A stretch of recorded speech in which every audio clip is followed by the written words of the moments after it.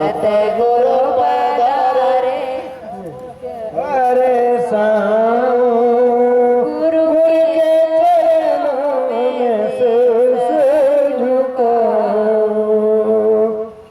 गुरु के स्वागत में थाल सजाओ, मन के मंदिर में दीपक जलाओ। गुरु के स्वागत में थाल सजाऊं, गुरु के मंदिर में दीपक जलाओ। जय गुरुदेव। मालिका जी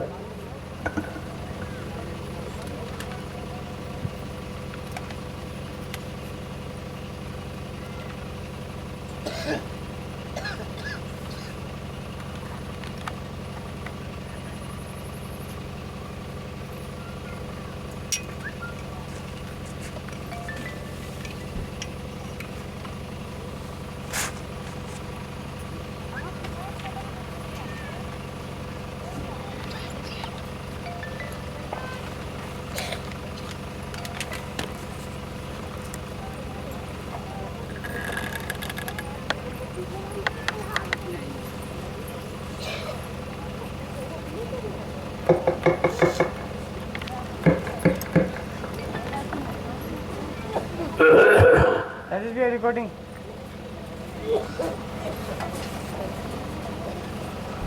प्रेमियों, संत मत में संत महापुरुषों ने परमार्थी सेवा का विशेष महत्व रखा। क्यों कलयुग का जीव बड़ा कमजोर है। भजन साधना नियम से तो नहीं हो सकते, इसलिए पीछे कर्मों की अदायगी के लिए महापुरुषों ने परमार्थी संदान सेवा रखी कि अपने शरीर इंद्रियों के द्वारा किए हुए कर्मों की अदायगी परमार्थी सेवा से करा देते हैं। उनके पास बहुत से तरीके हैं। पिछले कर्मों के लेन देन तो उनके पास बहुत तरीके हैं। कोई भी तरीका अपनाकर जीवों को पाप साफ करके घर पहुंचा सकते हैं। उनके लिए कुछ असंभव नहीं है, लेकिन फिर भी समर्थ होते हुए, असीम पुरुष होते हुए बड़ी सीमा में रहते हैं। बहुत सीधे साधे भोले भाले तुम्हारे जैसे बन जाते हैं। जिसमें जीव खुश होता है उसी में रहकर धीरे से परमार्थ की तरफ मोड़ देते हैं और काल माया के जैसे धीरे धीरे रिहाई छुट्टी करा देते हैं। यही उनकी दया का प्रमाण है। तो ये कितना सुंदर अवसर है, जबकि सतयुग त्रेता पर अच्छे युग थे, लेकिन ये युक्ति नहीं थी, क्योंकि युक्ति वाले संत महापुरुष ही नहीं थे जिनके पास कर्मों की अदायगी की युक्ति है। वो किसी युग में नहीं आए। उन्होंने आना इस कलयुग में पसंद किया, जबकि ये सबसे खराब हो। लेकिन संत महापुरुषों ने खराब नहीं कहा। उन्होंने तो प्रशंसा किया कि कलयुग समनयान युग जो नरकर विश्वास। कलयुग के समान जीवात्माओं के लिए घर जाने के लिए कोई अच्छा युग नहीं, लेकिन संत महापुरुषों के वचनों पर विश्वास है।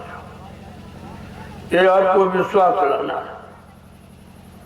जो कहते हैं क्यों कहते हैं, किस लिए कहते हैं और कहाँ के लिए कहते हैं, इसलिए इनको समझना इतना आसान नहीं है। धीरे धीरे लगे रहोगे, वचनों का पालन करते रहोगे, घाट पर हाजिरी देते रहोगे, तो तुम्हारा काम इसी में हो जाएगा। तुमको अपने काम की चिंता होनी चाहिए। वो क्या करते हैं, क्यों करते हैं, इससे तुम्हारा कोई मतलब नहीं और तुम समझ भी नहीं सकते। उनको मालूम है जीवों के पिछले कर्मों की अदायगी कैसे कराई जाएगी, उनको सब पता है। इसीलिए कोई न कोई ऐसी नवीनतम व्यवस्था आपके लिए हमेशा सोच के रखते हैं जो सरल है। और मिट्टी सेवाएं बहुत सरल है, तो मिट्टी नहीं ढो रहे, अपने कर्मों का बोझा ढो रहे, तो वो कितना सरल है।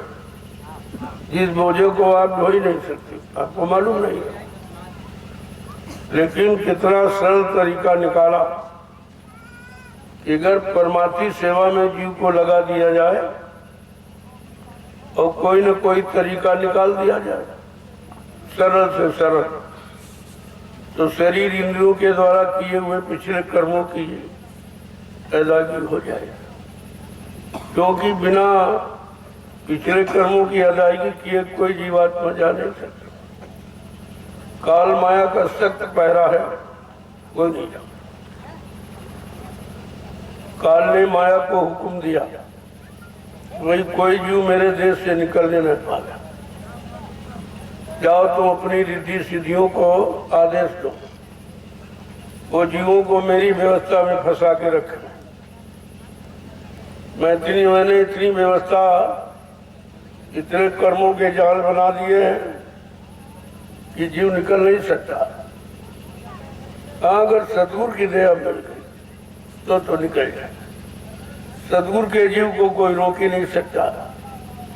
इतनी ताकत बीच के मंडल में किसी के पास, न ब्रह्मा के, न विष्णु, न शंकर के पास, न राम, न कृष्ण, न देवी देवता, इनके पास शक्ति नहीं है जो सतगुरु की व्यवस्था को रोके या उनकी व्यवस्था को ये कर सके, ये उनके पास नहीं है। तो हमें आपको ये सोचना चाहिए, चलो हमारा काम हो रहा, हमें अपने काम से मतलब है, वो कैसे करेंगे, कौन सा साबुन लगाएंगे, कैसे हमारे कर्मों को धोएंगे, ये उनकी व्यवस्था है। आपको उसमें कुछ सोचने की जरूरत, सोचने से तुम्हारा मन खराब हो जाएगा।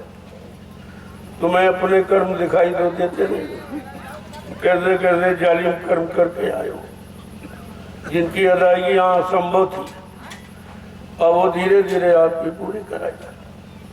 तुम आते हो, हमारा एक ही बार पूरा होता, तो एक ही बार पूरा करने में तुम जिंदगी दे दो, खत्म हो जाओ, तो पूरा फिर कैसे होगा, फिर आपको आना जाना पड़ेगा। इसलिए बहुत आहिस्ते आहिस्ते धीरे धीरे कोई न कोई ऐसी नवीनतम व्यवस्था कर्मों की अदायगी की बनाते ही रहते, और दुनिया के लोग कुछ नहीं समझते। और मिट्टी ढो रहे हैं, कौन जान पाएंगे क्या कर रहे हैं, क्या ढो रहे हैं, किसी को क्या पता, और सबके सामने हो रहा। इसीलिए कहा कि उनके राज रहस्य कोई जान ही नहीं सकता है जब तक वो कृपा करके न बताएं, और वो जल्दी बताते नहीं है क्योंकि आप समझ नहीं पाओगे। पिछले कर्मों की अगर जानकारी दे दी जाए कि पिछले जन्म में तुम ये थे, तुमने बड़ा दुष्कर्म किया, बड़ा पाप किया, तमाम हत्याएं की, हिंसाएं की, चोरी और डकैती, कत्ल और बलात्कार सब आपने किया, तो तुम यही कहोगे हम तो कभी नहीं पार जा पाएंगे, क्योंकि इतना बड़ा बोझा है, इसको हम अदाई नहीं कर सकते। तो इसलिए जीव को हतोत्साहित होने नहीं देते, ऐसी व्यवस्था धीरज से उसके साथ में लागू कर देते हैं कि जिसको वो कर सके। मान लो मिट्टी आप ढो सकते हो, लेकिन तपस्या नहीं करते, तो कितना सरल हो, वो भी शरीर के लिए है, भी शरीर, वो तुम्हारी वो निजी तपस्या, निजी स्वार्थ के लिए, और ये मिट्टी के परमार्थ के लिए। इसमें तुम्हारी कोई स्वार्थ आता नहीं, बस ये है भाई चलो आदेश पालन हो रहा है, और जो बन जाएगा वो भी नहीं मालूम इससे क्या बनेगा, कैसा बनेगा, कैसे रहेगी, आपको कुछ नहीं पता, लेकिन आप केवल करते विश्वास के साथ आप वचनों का, आदेश का पालन करते हो, तुम्हारे लिए यही सर्वोपरि है।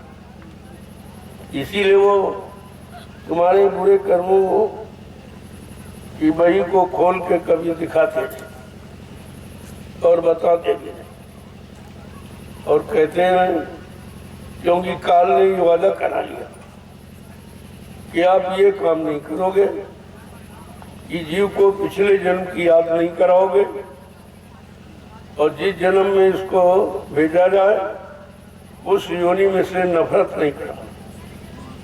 ये वादे काल ने पहले किया, क्योंकि आप समर्थ हैं, आप सब कुछ कर सकते हैं, आप हमारी व्यवस्था को खत्म कर सकते हैं, मुझे मालूम है। लेकिन मैं प्रार्थना करता हूँ कि आप दो काम मत करना कि जीव को पिछले जन्म की याद मत करना, नहीं हमारा कर्जा नहीं देगा। देखो कैसे किस तरह से आप समर्थ होते हुए भी वचनबद्ध हैं। भाई उसने कहा, इन्होंने कहा ठीक है, और कहा आप जीव के साथ जबरदस्ती मत करना, अपनी शक्ति के द्वारा जबरदस्ती, क्योंकि उनके पास शक्ति है, वो अपने जीवों को सदे ले जा सकते, जबकि यहाँ का विधान नहीं है, लेकिन विधान को खारिज कर सकते।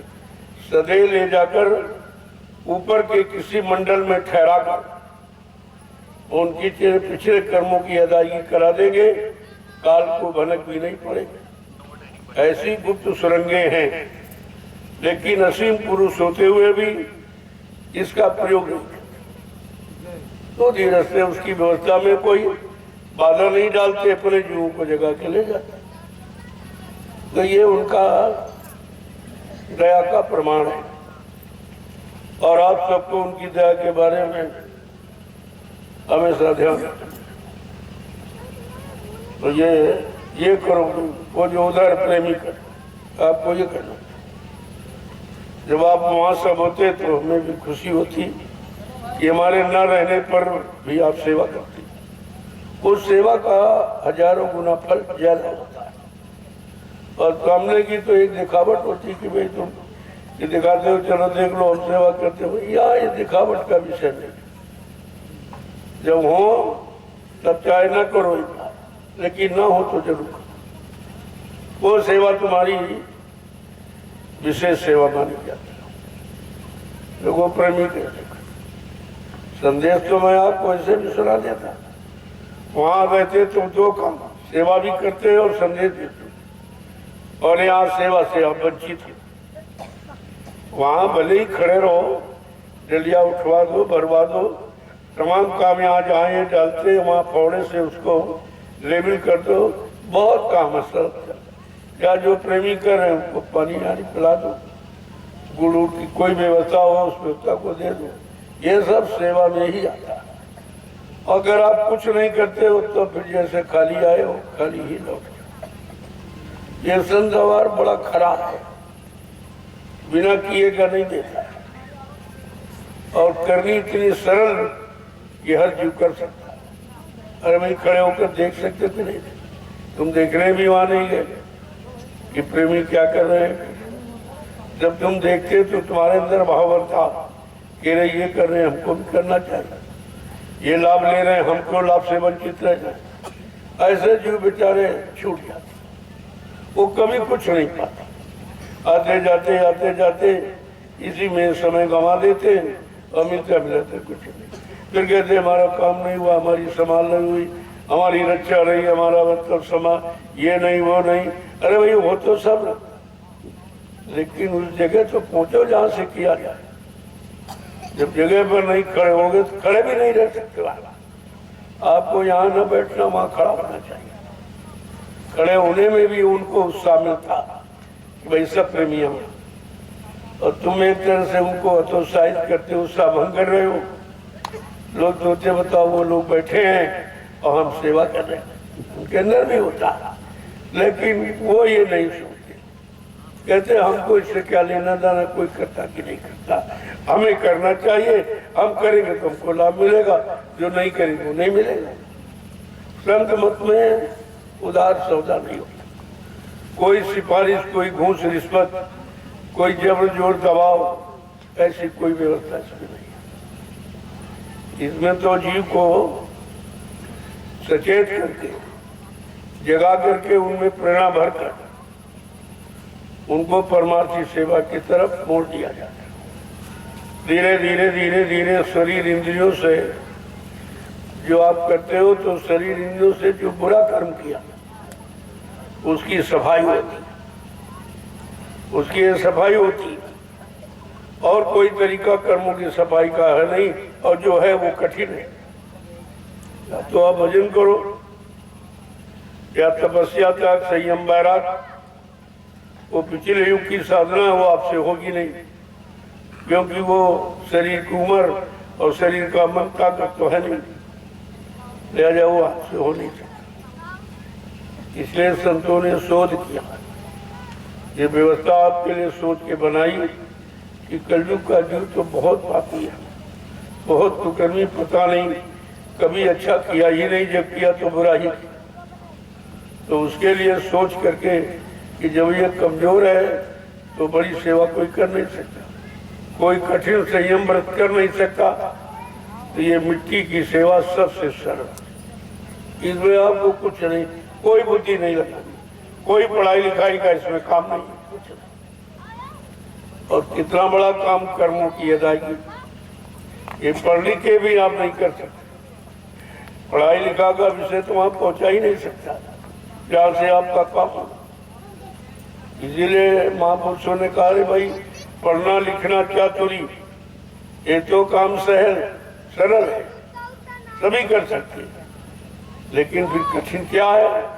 काम दहन मन बस करन, यही काम मुश्किल। ये मुश्किल काम को जीतना, मन को बस में करना, मन को अपने अनुकूल, गुरु के अनुकूल बनाना, गुरु के वचनों पर मन को चलाना, ये कठिन आपको करना तो ये है, लेकिन आप करते नहीं। तो अगर वहां आप होते वो दया अलग, ये दया नहीं, दया उधर है, उधर दृष्टि डाली।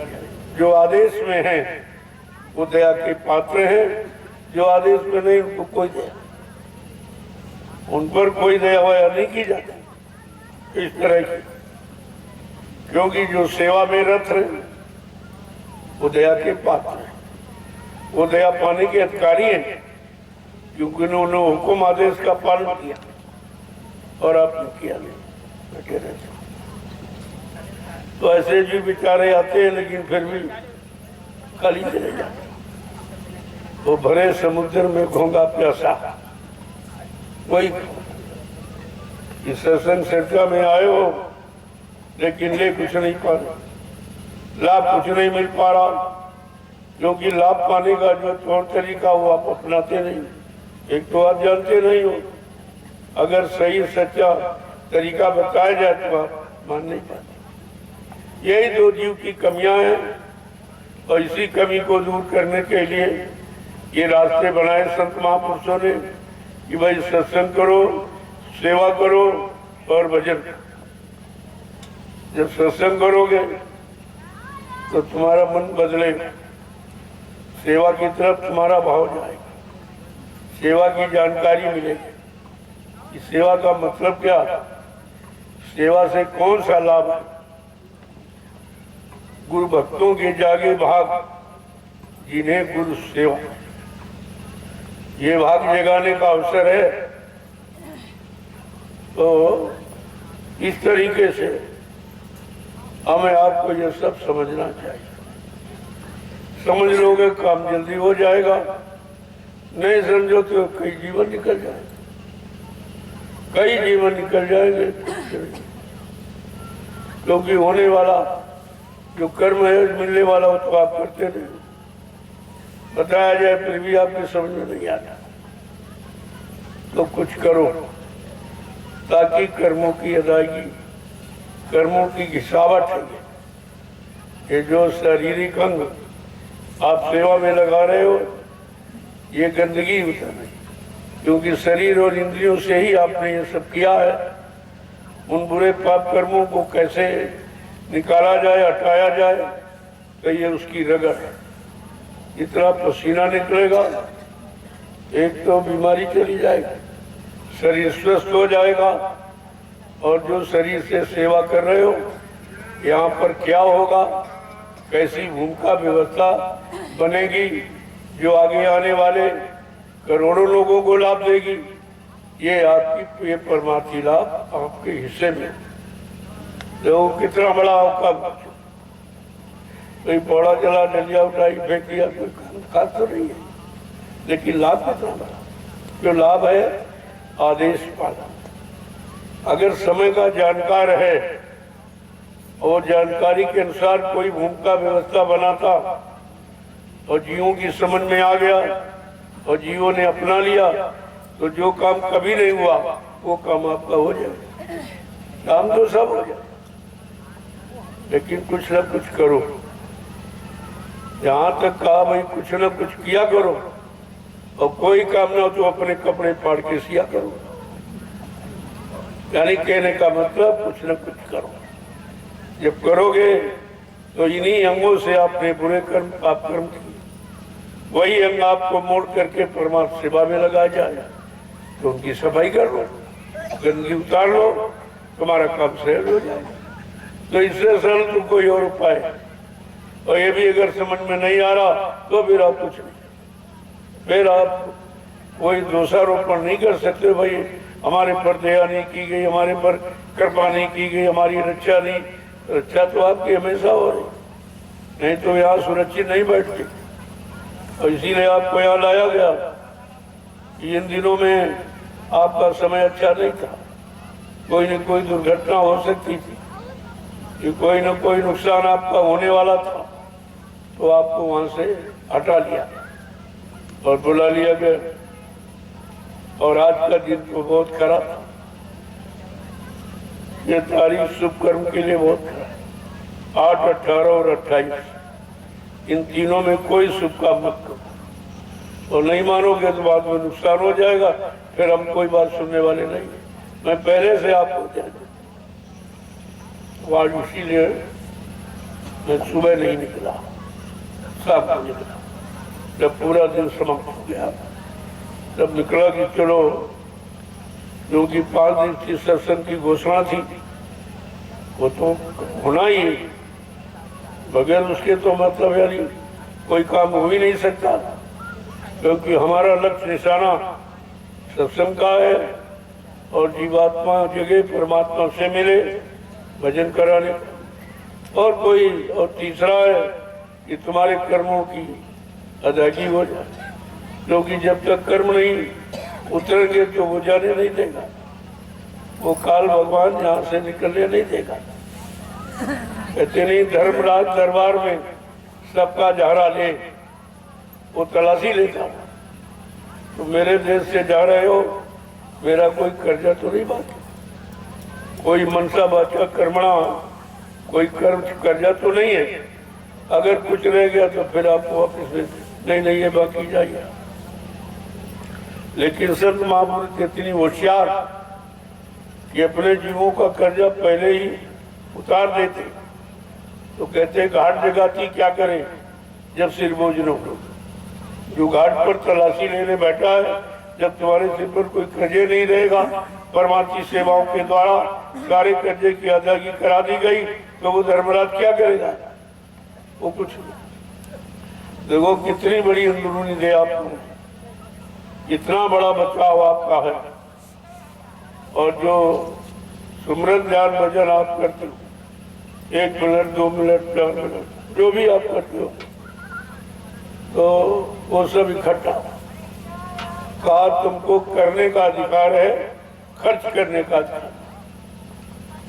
और तभी आप कहते हो हमारा बनता नहीं रहा। तुम्हें क्या मालूम बनता कि नहीं बनता? जब हाजिरी में ही तुम्हारी तनख्वाह मंजूर है कि हाजिरी दोगे तभी आपका अनुमान लिया जाएगा। जीव इतना कमजोर है तो हाजिरी भी नहीं दे सकता, बैठ भी नहीं सकता सुबह शाम समय निकाल। अगर तुम बैठते हो सुमरन ध्यान भजन में कहीं सो गए तभी आपका मान लिया जाएगा कि भजन करते सो गए, सुमरन करते सो गए, वो भी तो मान्य होता है। तो कहा था रे भाई तुम केवल हाजिरी दो और तुम्हारा मान लिया जाए। इससे सरल कोई उपाय नहीं। क्योंकि ये कहा गया कि भाई अगर हमारे जीवों को कोई तकलीफ, कोई कठिनाई मालूम देगी तो मैं सरल कर दूंगा, बहुत सरल। अब इससे ज्यादा सरल क्या है कि सब तरफ से आपकी स्वीकार हो रहा कि भाई तुम चलो माला लेके बैठ गए, अरे बैठे तो नहीं हुआ तो ये तो उनकी व्यवस्था है, हो रहा कि नहीं आप काम करा लीजिए, हम तो करने के लिए तैयार, आप करा लीजिए। इसलिए कि आदेश तो आपने माना कि माला पकड़ी, आदेश आपने माना कि नाम लिए, रूप को याद किया, स्थान को याद किया, आवाजों को याद किया, तो आपने किया। आदेश तो पालन आपने किया ही, ऐसा नहीं है कि कोई जीव आदेश का पालन नहीं करता। धीरे धीरे धीरे धीरे ये सब आपका मान्य था। अगर ये जन्म जोड़ा जाए तो तुम कभी निकल ही नहीं सकते। और रात दिन का स्वप्न का भी जोड़ा जाता, स्वप्न में से भी कर्मों की अदायगी कराई जाती, नहीं तो एक जन्म में बड़ा मुश्किल पार जाना। तो तुम्हारे साथ तो सारी व्यवस्था लागू, स्वप्न की भी और जागृत और सुसुप्ता 3 अवस्थाएं होती, स्वप्न, सुसुप्त और जागृत, और तीनों का यानी मले का जो आपका मान लिया जाता। ऐसे जीव को ले जाएगा वैसे तो जा ही नहीं सकता। इतने जन्मों का पिछड़ा और अभी नहीं कुछ कर रहे तो फिर कैसे जाओगे पार? और ले जाने वाला कहता हम ले जाएंगे जरूर, तुम कितना अचलो मचलो इधर उधर भगो, लेकिन वो समय से बुला लेगा और ले जाएगा। ले जाने वाले ने संकल्प किया से नहीं कि जिन जीवों को नाम से जोड़ा गया है या नाम जोड़ शब्द उनको पकड़ाई गई है तो उनको तो घर पहुंचाना जरूरी है, नहीं तो ये होगा भाई कुछ नहीं कर पाए। ये ऐसे समर्थ महापुरुष थे, सर्वशक्तिमान थे, लेकिन कमजोर जीवों को नहीं पहुंचा पाए। जो डॉक्टर, जो मरीज कहीं ना ठीक हुआ, अगर डॉक्टर ठीक करते उसका कितना बड़ा नाम होता। ऐसे जिन जीवों को किसी ने पकड़ा नहीं, अच्छे अच्छे जीव तो लोगों ने पकड़ लिए, कोई राम में, कोई कृष्ण में, कोई पूजा में, कोई पाठ में, कोई तीर्थ, कोई व्रत में चला गया, और जो बेचारे कहीं नहीं गए और बेकार थे वो यहाँ आ गए, वो यहाँ आए। अगर ये बेकार वाले कहीं घर पहुंच गए तो कितना बड़ा उस महापुरुष का सम्मान, और तुम्हारा तो होगा ही। तुम्हें नहीं मालूम है जब तुम्हारी जीवात्मा सदगुरु की दया कृपा से अपने घर की तरफ चलेगी तो बीच में जितने मंडल मुकाम हैं, वहाँ के जितने अधिष्ठाता जिम्मेदार वो सब आर्थिक, ब्रह्मा विष्णु महादेव उस सदगुरु की जीव की आर्थिक, रामकृष्ण देवी देवता और ब्रह्म परब्रह्म महाकार्य सब आरती करते हैं कि आज सदगुरु का जीव अपने घर जा रहा। तो कहते हैं हम सब यही पड़े, राज तो भोग रहे हैं, सुख भोग रहे हैं, लेकिन घर नहीं, तो वही पड़े। तो आपको कितना अच्छा और सच्चा सीधा रास्ता मिला, और अब भी नहीं अगर कर सकते फिर कर। अरबी सत्संग नहीं समझ में आ रहा तो सेवा करो, और सेवा सत्संग में मन नहीं तो भजन करो। अभी 3 में से कोई तो काम करो, और कुछ नहीं करोगे तो भी मजदूरी कैसे मिलेगी? कुछ न तो निमित्त मात्र तो आपको करना ही। ये सेवा बड़ी सरल, क्योंकि भजन करो तुम्हारे शरीर में ताकत नहीं, नींद आ जाए, इतना खिंचाव होता कि शरीर बिल्कुल बेकार हो।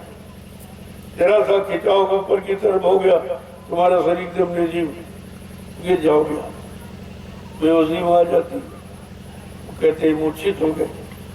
ये नहीं, नाम में इतनी ताकत और शक्ति है, इतना में इतना बल है कि उसके खिंचाव को जीव बर्दाश्त नहीं।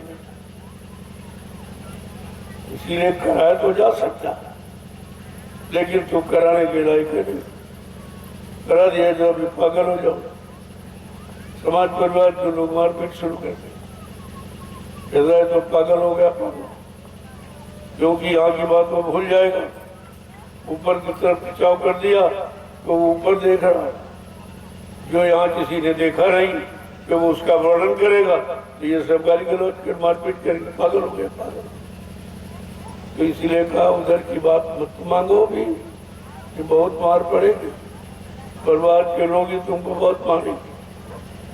जब धीरे धीरे ये सब में व्याप्त हो जाएगा, ये संत मत पूरे हिंदुस्तान का विश्व में जब फैल जाएगा और संत मत की साधना सब करने लगेंगे, तब लोग उसकी कदर करेंगे कि संत मत का जीव कहाँ तक जा सकता है, तब आपकी कदर होगी। इसीलिए कहा तुम करो, वो मेरे पास है। तुमको कमाने का अधिकार खर्च कर दे, जो भी सुबह शाम समय दोगे वो सब जमा होगा, और उसी नाम की कमाई जो 10 मिनट 15 मिनट घंटे 2 घंटे जो भी आपने जैसा समय दिया है, उसी से गुरु तुम्हारी वहां पर सिफारिश कर। जब काल कर्मों की वही पेश करेगा, तो गुरु कहेगा देखो इसने मेरे आदेश का पालन करके ये नाम की कमाई में समय दिया, और नाम की कमाई तुम्हारे पिछले जन्मों की सारी कमाई का खाता विभाग कर। इतना बड़ा काम गुरु को जहाँ कोई नहीं करता, उस दरबार, तो दरबार में कोई जा नहीं सकता। किसी की पहुंच वहां नहीं, न ब्रह्मा न विष्णु न मतलब यहाँ राम, किसी की पहुंच नहीं हुई। वहां गुरु खड़ा होकर तुम्हारी जीवात्मा की पेशी और एक एक कर्मों की सजा का पूरा ब्यौरा, पूरी वही जब वो पढ़ता है, इस तारीख में, इस दिन में तुमने ये किया, तुमने ये किया, तुमने इतना बुरा किया, इतना अच्छा किया, इतना खराब किया, अच्छा, तब गुरु कहेगा चलो ये तो उसकी वही है, लेकिन जो मैंने आदेश दिया है उस आदेश का पालन किए, इतनी सेवा की है, सत्संग इतने सुने हैं, और नाम की इतने 1000 बार उसने कमाई की नाम लिया, तो उस वही नाम की कमाई और सत्संग के वचनों की और ये परमार्थी सेवा, ये सब की यानी शक्ति ताकत लेकर गुरु तुम्हारे पिछले कर्मों के सारे खाते को समाप्त कर देती। ये है गुरु का काम। अभी आपने गुरु की महिमा कहाँ समझी? कहते रहे भाई गुरु को ऊपर ऊपर गाता, अरे अंतर में क्यों नहीं गया? असली रूप तो अंदर में, बाहर में तो मनुष्य रूप है। क्यों इस रूप को क्यों का इस रूप से जीव जगावे और शब्द रूप से घर पहुंचावे, ये 2 रूप। तो अगर ये रूप ना हो तब तुम कुछ समझ ही नहीं पाओ।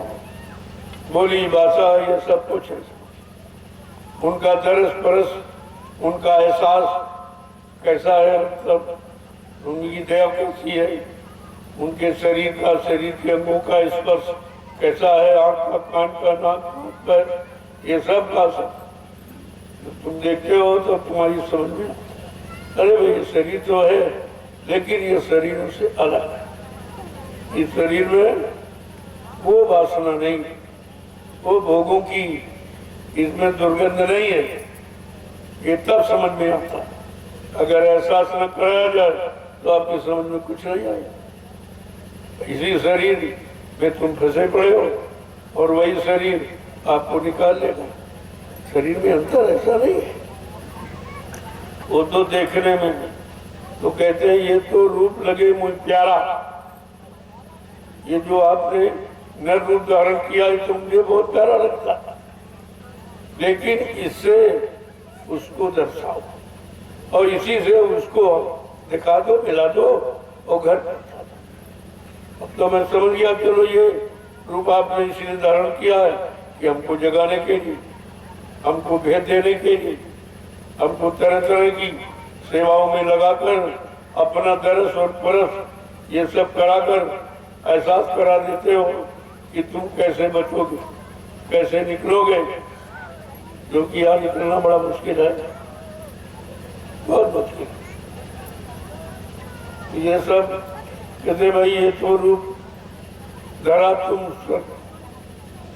ये तो रूप धरा तुम सरगुण, और वो निर्गुण से हमको मिलवाओ। अरे उससे भी तो हमारी जीवात्मा की मुलाकात करा दो, इससे काम होना।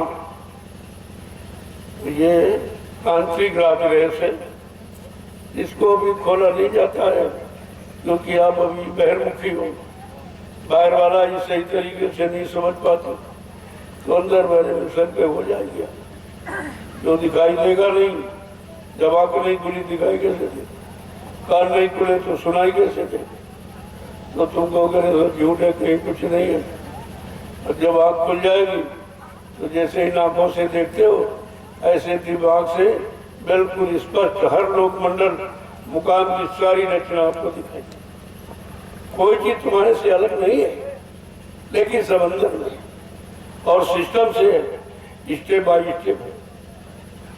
और उसी अनुसार आपको बताया गया पहले इस पहले नाम की, फिर दूसरे नाम को लो, फिर तीसरे नाम को लो, फिर चौथे, फिर पांचों को। ये तो मंजिल है, यहाँ है कुछ नहीं मंजिल। उस सतलोक जैसी मंजिल पर पहुंचने के लिए ये 5 स्टेशनें हैं, ये मुकाम है 5। जब 5 मुकाम तय होंगे तो आपको विश्वास हो जाएगा अब हम अपने घर की तरफ चलते हैं। फिर ये सतलोक से प्रारंभ होती है जीवात्माओं के घर का सतलोक, फिर अलग और अगम और अनाम। अनामी महाप्रभु ये अंतिम, ये असली धाम है, असली घर है सुखों का, जीवात्माओं का।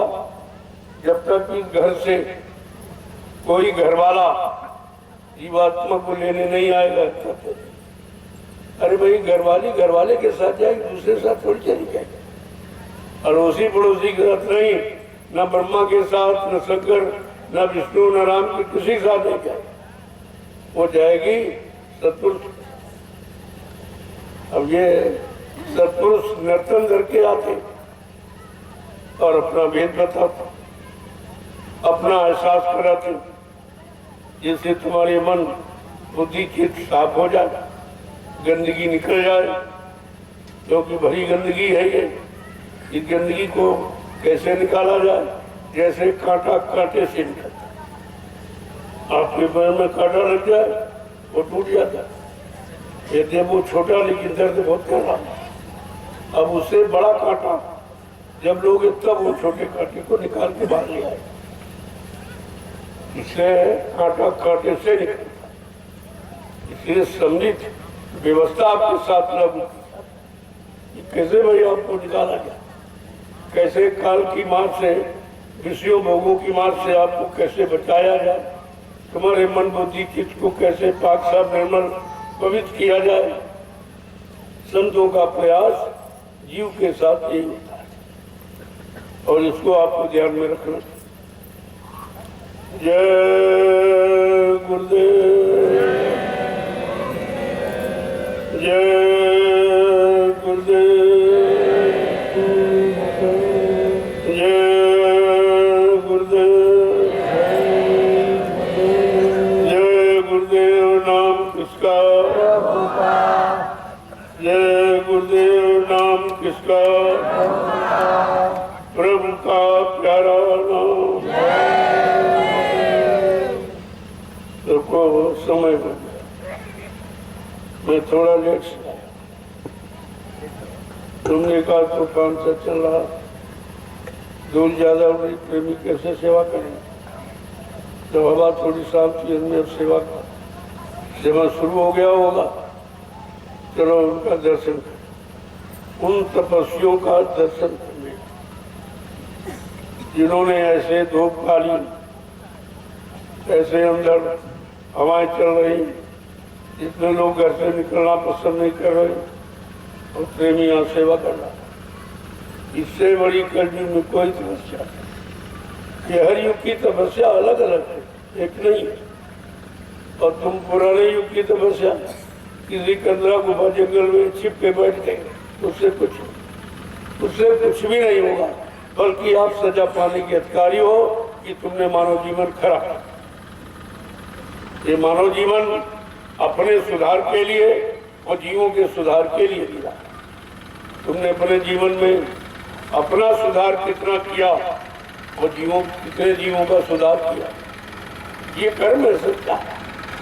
इसलिए कलयुग की साधना और कलयुग की तपस्या और कलयुग का योग बिल्कुल अलग।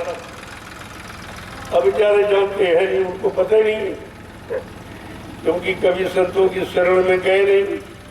कलयुग में संत महापुरुष आए और अन्य युगों में अवतारी शक्तियां आई, उनका इतिहास उनका काम अलग, और कलयुग में संत महापुरुष आए, उनका काम अलग। तो तुमको अपने समय की बात को समझना और समय की चीज को लेना चाहिए, और समय की ही चीज काम में आती है। जैसे कहते समय का डॉक्टर, समय का मास्टर, समय का आचार्य, समय का गुरु, ये तुम्हारी मदद करेगा। बहुत पहले आए, काम करके चले गए, उनका नाम लेने से तुम्हारा काम नहीं। आज ये बेचारा इसी भ्रम में पड़ा है और इस भ्रम से अलग नहीं हो पा रहा। महापुरुष इस भ्रम को दूर करना चाहते हैं। अरे भाई, तुम्हारा पिता अभी तक जीवित, अगर कल वो मर जाए तो दूसरे दिन आप उससे काम नहीं ले सकते। उसको याद करने से, उसका फोटो चित्र रखने से तुम्हारा वो कोई काम नहीं करेगा, क्योंकि काम करने का समय उसका खत्म। अब तुम इतनी छोटे प्रमाण से बड़े प्रमाण को नहीं समझ पाते कि जो शक्तियां चली, ये कौन कहता नहीं थी, ये कौन कहता कि अवतारी शक्ति नहीं थी, कि काम नहीं उन्होंने किया, लेकिन उन्होंने जो काम किया उसी काम की पूजा यार। और तुम भी काम करो, तुम्हारा भी पूजा हो जाए।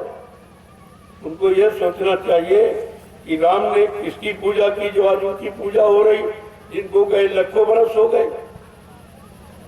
आदमी मर जाता, दूसरे दिन कोई नहीं याद करता, उनको अच्छा भी याद किया जाए। तो उन्होंने गुरु आदेश माना। गुरु वशिष्ठ विश्वामित्र दो गुरुओं के संरक्षण में रहे, और बिना गुरु के आदेश को उन्होंने कुछ नहीं।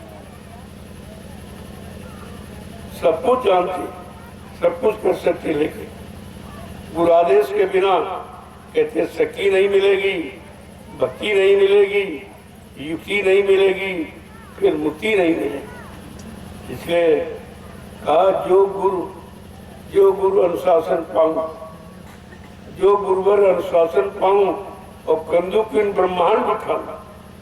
इतनी शक्ति गुरु भक्त में है कि ब्रह्मांड को भी उठा सकता, यानी ब्रह्मांड के पार जा सकता। लेकिन आपको तो सदगुरु मिला है, जो आज अंडपिंड ब्रह्मांड के परे है, काल महाकाल के परे है। उनको तो वो चीज मिली, लेकिन तुम अपनी चीज की कदर नहीं कर पा रहे, क्योंकि जो बताया गया उसे आपने कभी किया नहीं। अगर करते रहते तो अभ्यास हो जाता। जय गुरुदेव, जय गुरुदेव। जब ये समय का नाम और जगाया हुआ नाम ही काम करता। जो काम करके चले गए वो अब जाग नहीं सकते, जो चले गए आ भी नहीं सकते। तुमको तो अपने समय का कहते गुरु कोई खोज करो भाई, बिन गुरुरा कोई नहीं पाई। ऐसे समर्थ सदगुरु की खोज करो जो जीवात्माओं को घर पहुंचाने का रास्ता जानता हो, परमात्मा से मिलाने की युक्ति जानता हो। ऐसे समर्थ सदगुरु की खोज करो। बैठे रहने, गुफा कंदरा में छिपकर कायरता दिखाने में काम नहीं है। तुम कायर नहीं, सूरवीर बनो, अपना काम कर लो और देश समाज का काम। ये सूरवीर था। ये छिपके बैठना कंदरा गुफाओं में, ये तो जंगली जानवर ही छिपके रहेगा। क्या वो परिवर्तन कर देंगे? क्या छिपने वाला कोई काम कर देगा? एक भी जीव का सुधार नहीं कर सकता तो उसका मानव जन्म लेने का कोई मतलब नहीं। मानव जीवन ऐसे सार्थक नहीं होता कि खुद करो औरों को तारो, यानी खुद अपना काम बना लो और लोगों का काम कर दो। इसके लिए आपको मानो शरीर मिला। कलयुग में ये व्यवस्था है। अन्य युगों में तो सदगुरु थे नहीं, संत थे नहीं, तो बेचारे कोई हट से चला गया, हट योग करने, जंगलों में चला गया, 15 गुफाओं में छिप के बैठ गया। इसके लिए अपने निजी स्वार्थ, वो निजी स्वार्थ था, उसमें परमार्थ नहीं था, उसमें सबके हित का कोई काम नहीं था। लेकिन बगैर गुरु के वो भी नहीं हो सकता, और वो भी नहीं हो पाया। ये ऋषि मुनि महात्मा जंगलों में बेचारे छिपे बैठे रहे, लेकिन समय का गुरु नहीं मिला। जानकारी देने वाला तो बेचारे अधूरे रह गए, कुछ नहीं। समय शरीर को सुखा दिया, गला दिया, हड्डियों को साफ, लेकिन मिला कुछ नहीं, क्योंकि मिलाने वाला मिला नहीं था। और संत उस समय आए नहीं थे, ये कलयुग में आए भी, तो आपके लिए सरल कर दिया हूँ। ये संतों की महिमा है, जो इतना सरल, जो किसी युग में नहीं रहा। ये कलयुग का जीव तो कुछ नहीं कर सकता। इतना कमजोर, इतना पापी है, इतना विषयी भोगी है, कमी है, उसके बस का तो अध्यात्म ही नहीं। लेकिन जा पर दया भाई सदगुरु की, वो ही हुए निहाल, और बाकी फंसे काल की जाल। जिन पर सदगुरु की अपार दया हो गई, वो तो बच गए, नहीं तो काल माया के कर्मों के जाल से कोई नहीं। जब रामकृष्ण नहीं बच पाए, तो फिर साधारण जी की बात ही छोड़ दी किया। ये सब जानकारी आपको रखनी चाहिए, और सत्संग ही जानकारी का तरीका आधार है। जब सत्य का संग करोगे, तो झूठ है, छल है, कपट, ये अपने आप खत्म हो जाए। जब तक सत्य नहीं मिलेगा, तब तक झूठ जाएगा। जैसे सूरज नहीं निकलेगा, अंधेरा जाएगा नहीं। ऐसे ये सत्य प्रकाश सूर्य, ये प्रकाश है ज्ञान, ये ज्ञान का सूरज है। ये जब निकलेगा, सारी अज्ञानता, भूल भ्रम, संदेश सब समाप्त हो जाए। इसका मिलना बड़ा जरूरी है, और मिला है तो आप कीमत नहीं कर पाए।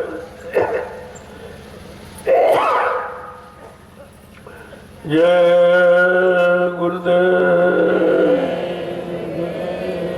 जय गुरुदेव। हमसे लोग पूछते हैं कि आप सीताराम राधे श्याम नहीं कहते हो? हमें कहते तो हैं, मानते भी हैं, लेकिन वो हमारा काम नहीं कर सकते। कर कैसे चली गई। जब तक शरीर से व्यक्ति रहता है तो काम करता है, जब शरीर से चला गया तो शरीर वाला काम नहीं करेगा। और शरीर से उन्होंने दुष्टों का संहार किया, धर्म की स्थापना किया, भक्तों की मदद किया, और जब शरीर छोड़ के चलेगा, अब ये काम कौन करेगा? इस पर आप विचार क्यों नहीं करते? तो बेचारे सब रूढ़िवादी हो गए, वो सुनते ही नहीं अच्छी बात, कहते नहीं वो सीताराम राधे श्याम में, हाँ वो है, अब तो थे, वो थे और हैं, लेकिन थे के क्या किया यहाँ और हैं कहाँ, उस लोग की तुम्हारी पहुंच नहीं। राम साकेत लोक में आज भी बैठे थे, चले नहीं गए। कृष्ण गोलोक में आज भी बैठे, ब्रह्मा जी ब्रह्मलोक में आज भी बैठे, विष्णु भगवान विष्णुलोक में आज भी बैठे, और शिव जी श्रीलोक में आज भी बैठे, और देवी देवता देवलोक में आज भी बैठे, कहीं गए नहीं है। लेकिन जब जरूरत आवश्यकता मृत्यु मंडल पर पड़ती है, तो जो महाशक्ति काम करने आती है, वो उनका आह्वान करती है, उनको बुलाती है, और उनको सम्मान देती है, उनका भोजन, और उनसे काम लेती है। उनके द्वारा जब काम हो जाता तो उनकी पूजा करा देते, उनका इतिहास बना देते। ये तो सब है, कौन कहता नहीं मानते? लेकिन तुम्हारा मानने का ढंग अलग, क्यों तुम जानते नहीं। किसी चीज को जान के मानो तो मान्यता आपकी अच्छी है, कुछ मिल सकता है। और बगैर जाने गोस्वामी महाराज ने रामचरित मानस के द्वारा यही तो लोगों को संदेश दिया है कि जाने बिन न होए प्रतीति, और बिन प्रतीत तो है नहीं प्रीति। बिना जाने बिना देखे किसी से प्रेम होता ही नहीं। क्या मुर्दे से प्रेम करोगे आप? क्या करता है कोई? और तुम मुर्दों से प्रेम करते हो? अरे जैसा पत्थर है, न बोल सकता है, न कुछ दे सकता, न ले सकता, ऐसे होता। तो तुम उसके सहारे बैठे मुर्दे सारे कि हमारा पत्थर काम करेगा, हमारा कागज काम करेगा, हमारा नदी का पानी काम करेगा, हमारी तीरथ और मूर्त काम करे। ये सब तुम्हारी बुद्धि की कमी। तुमने सत्संग सुना नहीं है, सत्य वचनों को आपने पकड़ा नहीं है, और सत्य मार्ग पर आप चले नहीं हो, और सचित आनंद आपको प्राप्त हुआ नहीं, और तुम्हारी जीवात्मा सतलो सचखंड पहुंची नहीं है। तो तुम्हारा काम तो सब अधूरा पड़ा। उसी काम को पूरा करने के लिए संत महापुरुष बराबर संकेत इशारा करते थे। लेकिन जीव इतना हठी है कि बेचारा वो पुरानी साधना में जुटा पड़ा, जबकि वो तुम्हारी उम्र नहीं है। सज्जुग की साधना कैसे करोगे कि सज्जुग में मानव शरीर की उम्र 1 लाख वर्ष की थी, मन की ताकत हाथी के बराबर, इंद्रियों में पूर्ण संयम त्याग वैराग था, अच्छा खान पान लोगों का था, अच्छे सच्चे कर्म करते थे। तो अब तो आपके पास वो है नहीं, न वो उम्र है, न मन की ताकत है, न इंद्रियों में संयम त्याग वैराग है, न कोई त्याग है। आपके पास तो कुछ है ही नहीं। अब कहते सज्जू के साथ मैं कैसे करूं? त्रेता में 10,000 वर्ष की उम्र थी, वो भी आपके साथ नहीं हो सकी। तुमको कलयुग में 100 वर्ष की उम्र मिली। 100 वर्ष की उम्र वाला क्या 1 लाख या 10,000 या 1,000 वर्षों की युग की साधना कर सकता?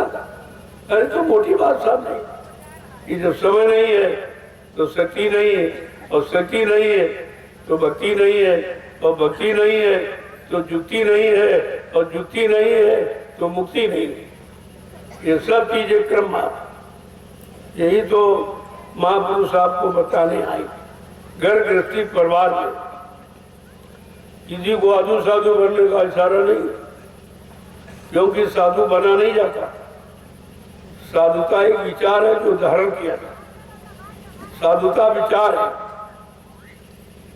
जिसने अपने तन मन इंद्रियों को नियंत्रण कंट्रोल में कर लिया, वो साधु। क्या साधा आपने, क्या स्वाद आपने खत्म किए? न काम रहा, न क्रोध रहा, न लोभ रहा, न मोह रहा, न अहंकार, न ईर्ष्या, राग द्वेष, ये सब कुछ खत्म हो गया। उसको कहते हैं साधु। तब लिखा गया साधु से होए न कारज हानि। साधु संत महात्माओं से जीव की कोई हानि हो ही नहीं सकती। जब करेंगे तुम्हारा लाभ।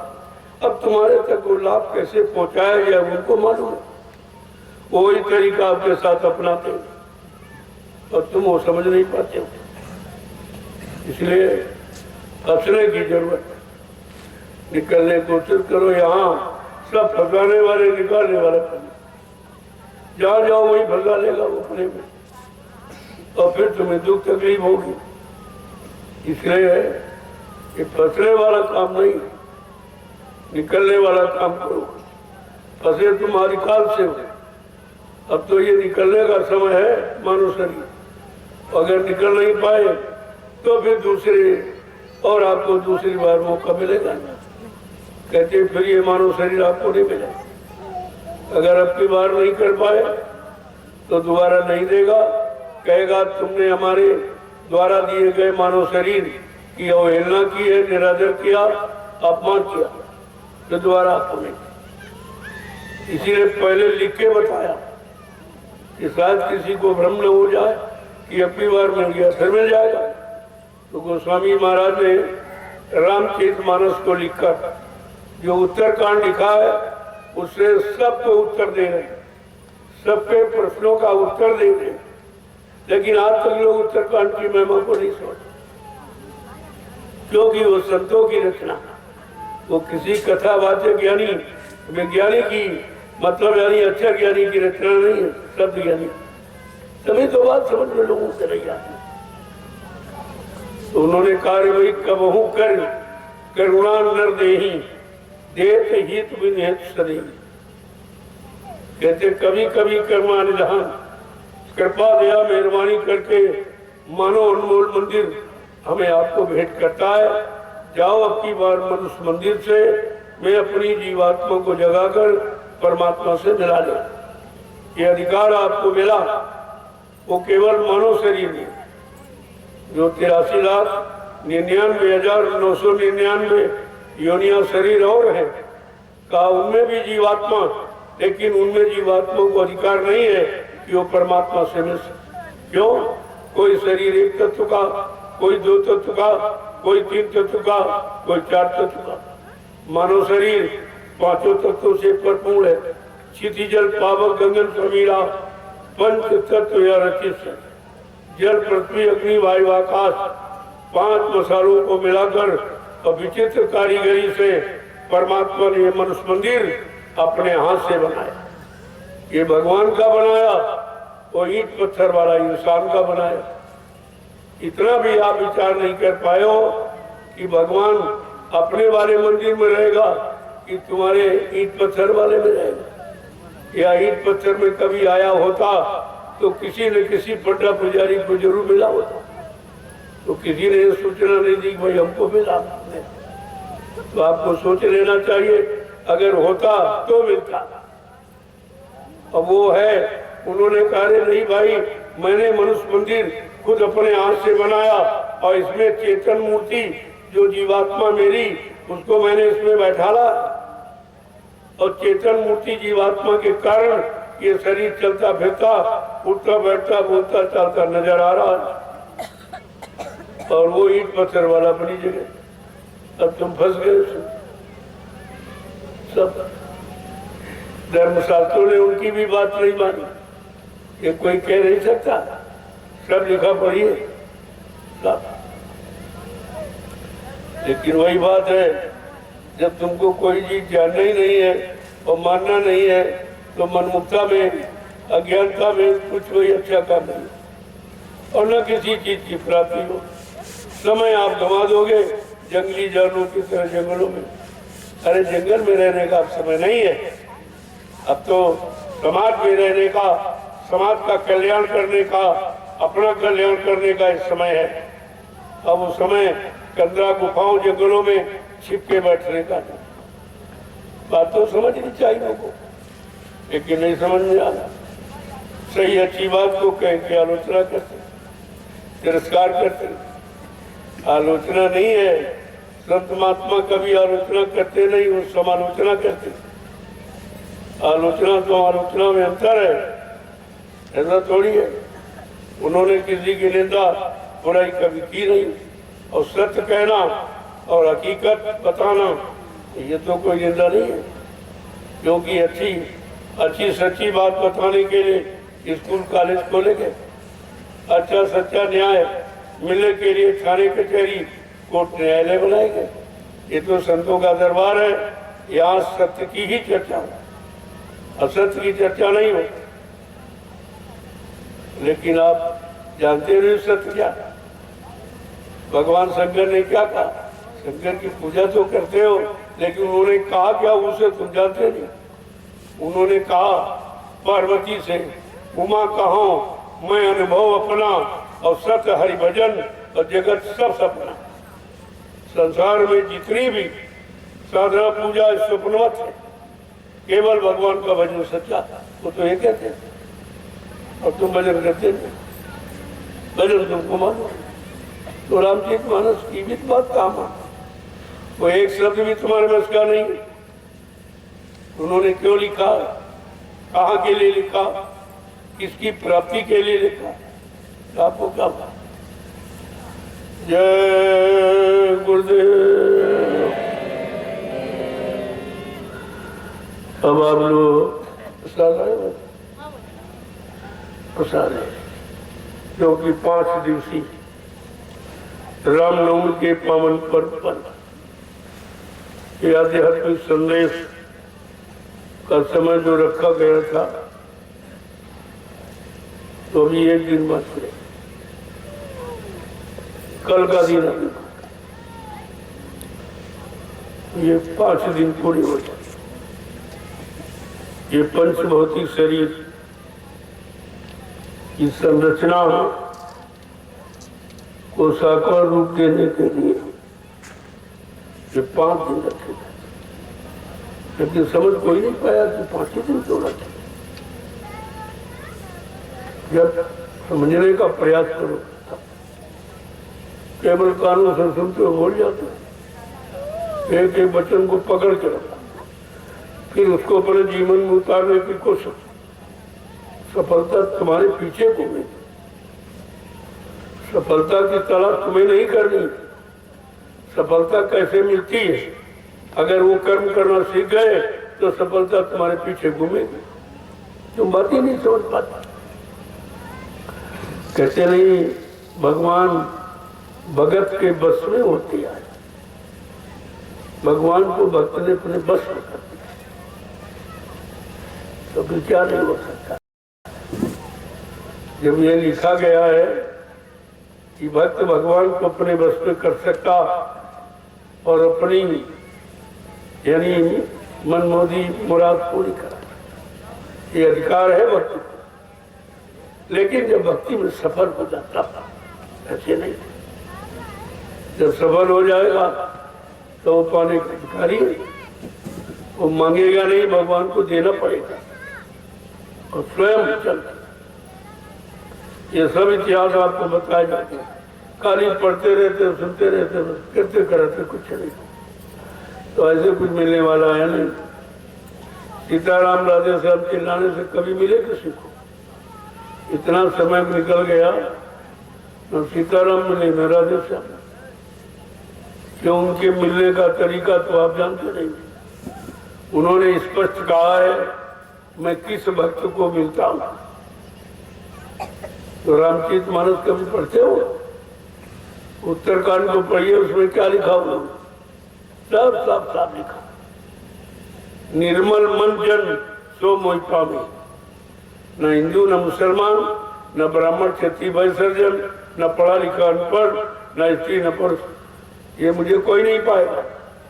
मुझे पाएगा जिसका मन निर्मल पाक सब पवित्र। कितना साफ पद है, कुछ करना ही नहीं आपको। उसको पाने के लिए कोई सामान की आवश्यकता नहीं है।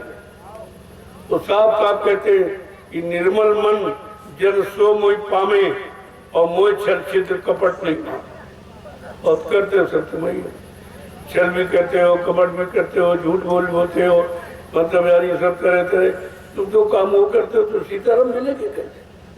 सीताराम के मिलने का तरीका ये है कि जिसका मन निर्मल पाक साफ पवित्र है, सीताराम कहते हैं मैं उसको मिलता हूँ।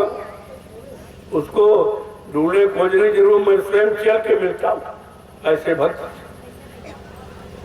और उन्होंने कहा अगर कोई भ्रम किसी के अंदर हो कि कोई जात पात का, कोई छोटे बड़े का, कोई गरीब अमीर का, कोई पढ़े लिखे अनपढ़ का, कोई स्त्री पुरुष का, ऐसा कोई मतभेद हो, तो कहते नहीं, इस मतभेद को रखने वाले व्यक्ति को मैं स्वप्न में भी नहीं मिलता। जाति पात धन धर्म बढ़ाई और कुल परिवार सुखद समुदाय, इन्हें त्यागी भजे मन लाई और ताके हृदय बसे प्रभु आए। उसके हृदय में प्रभु का बात, और यह किसी में है नहीं। तुम जात पात की अभी कहीं से अलग नहीं हो पाए, उसी में फंस गए।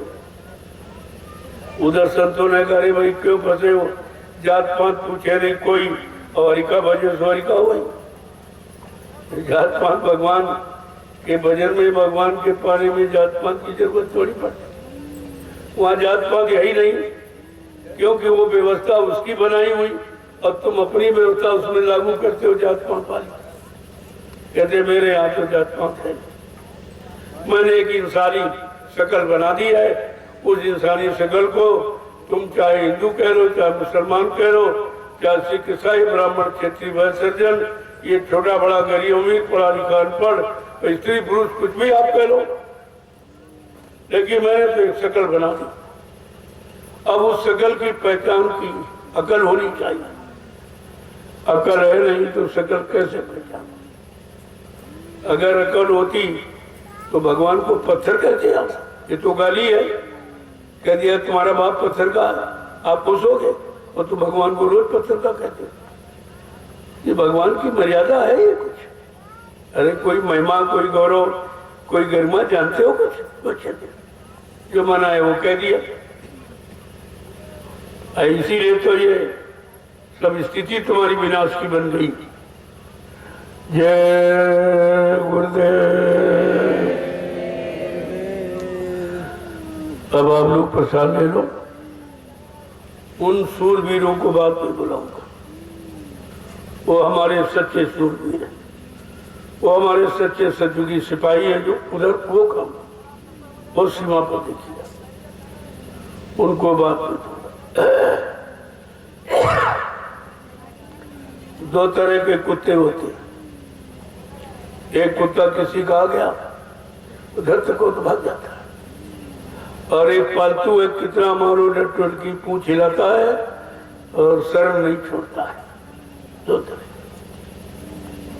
वो शर्म छोड़ने वाले नहीं है, चाहे जितनी मेहनत कितना परिश्रम वो जानते हैं।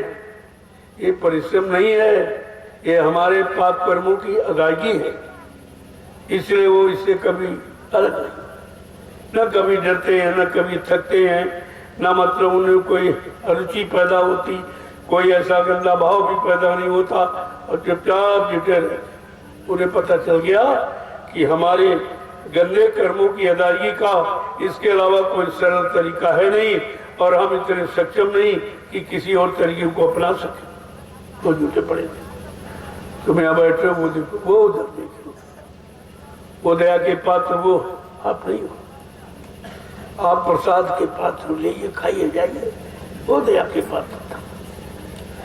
जय गुरुदेव, जय गुरुदेव। खड़े हो जाओ, खड़े हो जाओ सभी लोग,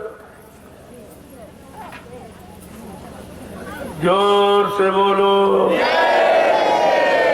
सब मिल बोलो, बोलना होगा, अभी से बोलो, दुख दर्द हरेंगे, सब कष्ट मिटेंगे, सुख शांति भी देंगे, सबके दाता, सबके मालिक, प्रेम से बोले, ये नाम नहीं इंसान का, ये काम नहीं इंसान का, प्रेमियों प्रभु से कहा। प्रभु सर्व समर्थ, उसके द्वारा काम होगा। ये कलयुग की गंदगी जो तरह तरह के जीवों ने की है, उस गंदगी का सफाया प्रभु स्वतः किया। किसी मानव में इतनी शक्ति नहीं रही कि ये गंदगी हटा। आपको ये सोचना चाहिए, अब काम प्रभु का और किसी का नहीं। कोई इंसान क्या जितना धर्मान बलवान बुद्धिमान हो, लेकिन ये काम अब समाज देश धर्म का काम उनके बस में नहीं। सब कुछ देख लिया और सबको देख लिया। मैं तो अभी प्रार्थना करता हूँ, रोज कहता हूँ कि भाई हमारी सलाह अगर आप मान लो तो देश की स्थिति अच्छी नहीं है। चुनाव कराने की स्थिति देश की नहीं है। इतना कर्जा है, इतनी बेरोजगारी है, इतनी गरीबी है, इतनी हिंसा हत्या है। ऐसे वक्त में अच्छा समय नहीं माना जाता। तो आप अगर मेरी प्रार्थना मान लो तो चुनाव को टाल दो। राजा और प्रजा दोनों के लिए अच्छा रहेगा। मैं अपने लाभ के लिए नहीं कहता हूं, मैं राजा प्रजा के लाभ के लिए कहता हूं। परमात्माओं ने अपने राजा को हमेशा सचेत किया। जब कोई खराब समय आने को हुआ, जिसकी प्रजा दुखी हो जाएगी, तो महात्मा ने हमेशा उनको सचेत किया। क्योंकि महात्माओं का यही काम है कि अपने राजा को सही सलाह देना। अब राजा ना माने हो तो उसकी बात है। जैसे महात्मा विदुर ने सलाह दी और किसी ने नहीं कहा कि ये युद्ध ये राजा प्रजा दोनों के लिए अच्छा नहीं होता, दोनों का विनाश हो जाएगा, कुछ नहीं बचेगा, इसलिए इस समय को ये युद्ध को रोक दो। ये भी युद्ध है, ये भी लड़ाई है, ये भी तो लड़ाई है। चुनाव लड़ाई ही तो है, क्या है, आपसी संघर्ष है, अच्छे सच्चे विचारों का समापन है। तो आप देख तो रहे हो सब। तो मैंने बड़े सोच समझ कर प्रार्थना की है कि भाई हमारी सलाह अगर आप मान लें तो चुनाव को टालो, जब स्थिति अच्छी हो जाए तो करा लो। तो तुम्हारा काम है, तुम्हारी प्रजा है, आप कभी करा सकते हो। लेकिन प्रजा अगर मुसीबत में और कष्ट तकलीफों में चली गई तो फिर भाई दोषी आप मानी जाओ। क्योंकि लिखा है जा सुराज प्रिय प्रजा दुखारी, स्वर्ण पवस नरक अधिकारी। जिसके राज में अगर प्रजा दुखी है वो राजा नरक में जाता है। ये रामचरितमानस कहते हैं, मैं नहीं कह रहा हूँ रामचरितमानस, मैं तो यादगार करा रहा हूँ। सबने ये कहा। अगर आप मेरी सलाह मान लो, मेरी प्रार्थना स्वीकार कर लो तो आपका नाम हो जाएगा। मैं आपका काम कब नहीं चाहता, लेकिन ये समय अच्छा नहीं है। तो इसमें अगर किया जाएगा तो भारत की जनता की चिथड़े बन जाए, बहुत खराब। कुदरत भी नाराज है, बहुत नाराजगी में बैठी। अब इनको पता नहीं कुदरत क्यों नाराज, कैसे नाराज, उसकी नाराजगी कैसे दूर की जाएगी तो मालूम नहीं है। वो तो संत महात्माओं को मालूम, और उनकी सलाह ये मानेंगे नहीं, ना कभी लेंगे तो फिर होगा क्या। अच्छी नेक भली सलाह ना मानना तो विनाश का कारण होता है। जय गुरुदेव। मैंने एक संदेश और दिया है जो आज तक हिंदुस्तान में किसी ने नहीं, न किसी राजनीतिक नेता पार्टी, न कोई राष्ट्रपति प्रधानमंत्री मुख्यमंत्री, और न किसी धार्मिक मिशन आत्मा महात्मा किसी ने नहीं किया। वो है भारतीयता। हम सब सच्चे भारतवासी हैं। तो हम ये कैसे प्रमाणित करें? तो उसका शुद्ध साफ प्रमाण है हमारी वेशभूषा, हमारा पहनावा, हमारी पोशाक, जो ऋषि मुनि महात्माओं के द्वारा भारतवर्ष के लिए बनाई गई थी। कि कुर्ता धोती, कमीज पैजामा, सदरी टोपी पगड़ी और लंगोटी, ये भारतीय पोशाक। इसको आप धारण कर लो, देखो तुम्हारे मन में कितनी खुशी, कितनी शांति होगी, और जो तुमको देखेंगे उनके अंदर भी शांति पैदा होगी। ये है भारतीयता। तो मैंने ये कहा कि अब आप लोग भारतीयता को अपनाओ, अंग्रेजियत को छोड़ो। अंग्रेज चले गए, जिनको भगाने में कितने लोग कुर्बान हो गए, कितनी माताएं निपुती हो गई, कितने बहनों का सुहाग टूट गया। ऐसे नहीं गए, और उस कुर्बानी का कोई मतलब। अंग्रेज चले गए, लेकिन उनकी अंग्रेजियत तो आज भी, उनका पहनावा, ये पैंट पतलून, ये भारत देश का पहनावा नहीं है, ये अंग्रेजों का है। ये ठंड प्रदेश का है, ये भोगी विलासी जीवन व्यतीत करने वालों का है। भारत देश योग का है, भोग का नहीं, योग का। विश्व में जितने देश भारत को छोड़कर जब भोग भूमि के नाम से जाने जाते हैं, और भारतवर्ष योग भूमि के नाम। इसलिए आपको अपनी भारतीय वेशभूषा में आ जाओ तो तुम्हारी मन का प्रभाव समाप्त हो जाए। जिस मन से आप परेशान हो वो मन सही दिशा निर्देश क्यों नहीं लेता है? आदेश संदेश क्यों नहीं मानता है, उसका कारण अपनी भारतीय वेशभूषा में आ जाओ और भारतीय खान पान शुद्ध शाकाहार, ये अंडा और मुर्गा, ये दारू और गांजा भांग, ये भारत देश का आहार नहीं है, ये है विदेश में ठंड प्रदेश का। ये सब गर्म है, इनमें बड़ी उत्तेजना है, ये मन को विकृत करते हैं, इंद्रियों को उत्तेजित करते हैं। इसलिए ऐसे खान पान का परित्याग कर दीजिए और भारतीय खान पान अपना अपनाओ। सीजनल अनाज, सीजनल दालें, सीजनल सब्जियां, फल फूल मेवे, दूध मक्खन मलाई घी, ये आपके देश का भोजन है, ये सात्विक है, ये सद्बुद्धि को वे सात्विकता पैदा करने वाला, मन से विकारों को हटाने वाला, आप इसका प्रयोग करें।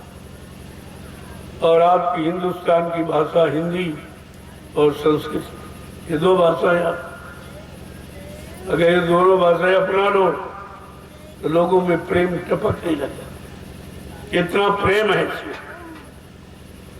लेकिन वो भाषा बोलते हो जो तुम्हारी नहीं है, तुम्हारे लिए उपयोगी भी नहीं है, तुम्हारे में कोई सात्विक विचार पैदा करने वाली भी नहीं, काम क्रोध लोभ मोह अहंकार को निकालने वाले भी नहीं।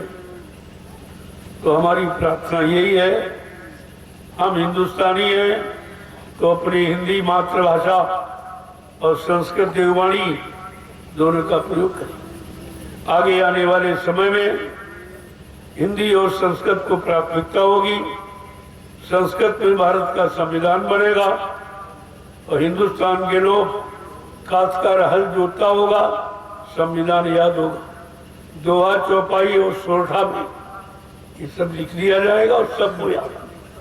किसी वकील की जरूरत नहीं, स्वयं संविधान सबको मालूम होगा, स्वयं कानून सबको मालूम होगा।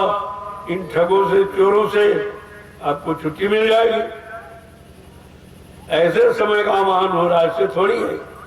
सचिव आने का मतलब अभी तुम समझे कहाँ पाए, तुम तो हंसी मजाक समझते हो। सचिव कोई ऐसे आ जाएगा, सत्य की विचारधारा सब में ऐसे पैदा हो जाएगी। तुम दिन रात झूठ बोलते हो, झूठ की रोटी खाते हो, झूठ की कमाई खाते हो, बच्चों को खिलाते हो। तुमने तो परिवार को भी यानी खराब कर दिया, अपने को खराब कर दिया। तो इसलिए एक बात पर विचार, आपकी वेशभूषा, आपका खान पान, आपकी भाषा बिल्कुल शुद्ध भारतीयता से ओतप्रोत होनी चाहिए, तब ये देश विकास करेगा। ये बात किसी ने नहीं कहा, मैंने कहा। पूरे हिंदुस्तान में ये किसी ने ये संकेत नहीं किया कि भारतीयता को अपनाओ और अंग्रेजियत को छोड़ो, मैंने कहा। और जितनी जल्दी हो सके इसे अपना लो, देखो देश का नक्शा कैसा हो जाता। तो सुधार के तरीके महात्माओं के पास, तुम्हारे पास तो सुधार नहीं, स्वार्थ के तरीके, लोभ लालच के परिधि, मान प्रतिष्ठा निजी अधिकार के तरीके हैं। तुम्हारे पास परमार्थ का तरीका कहाँ? वो तो महात्माओं की दौलत है, वो तो मुफ्त में लुटा रहे, ले लो तो तुम्हारा समाज और परिवार देश सब अच्छा हो, सब सुखमय शांतिमय हो जाएगा। जय गुरुदेव, जय गुरुदेव। अभी तो दो ही बात, एक तो शाकाहारी हो जाए और भारतीयता अपनाए, अंग्रेजियत छोड़े। फिर कुछ देखेंगे आपके सामने कोई नया जो हिंदुस्तान में कभी किसी ने नहीं कहा, वो फिर बता दूंगा। कोई ना कोई नया इशारा देश के विकास के लिए जरूर बता। लेकिन पहले इनका देख लो, जिनको आपने अधिकार दिया, चंदा नोट वोट, महंगाई, गरीबी, बेरोजगारी सब अर्पण करना और अपना दीन धर्म भी आपने समर्पित कर दिया। और मेरा कुछ नहीं आता।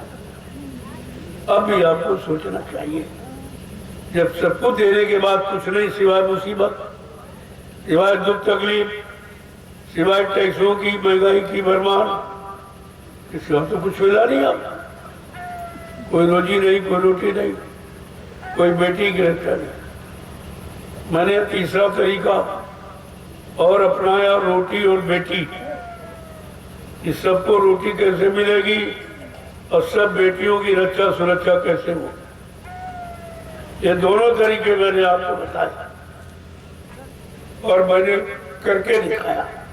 जहाँ कहीं कार्यक्रम, राष्ट्रीय कार्यक्रम होता है, मैं आसपास के ग्रामवासियों को निमंत्रण देता और उनके यहाँ जो क्वारी करने आए हैं, कहते उनको अपने साथ में ले आओ, मैं अपने हाथ से उनको बरकत दूंगा और प्रसाद दूंगा, जिससे उनके सतीत्व की रक्षा हो, उनके चरित्र की रक्षा हो। यही बेटियां आगे माँ बनेगी।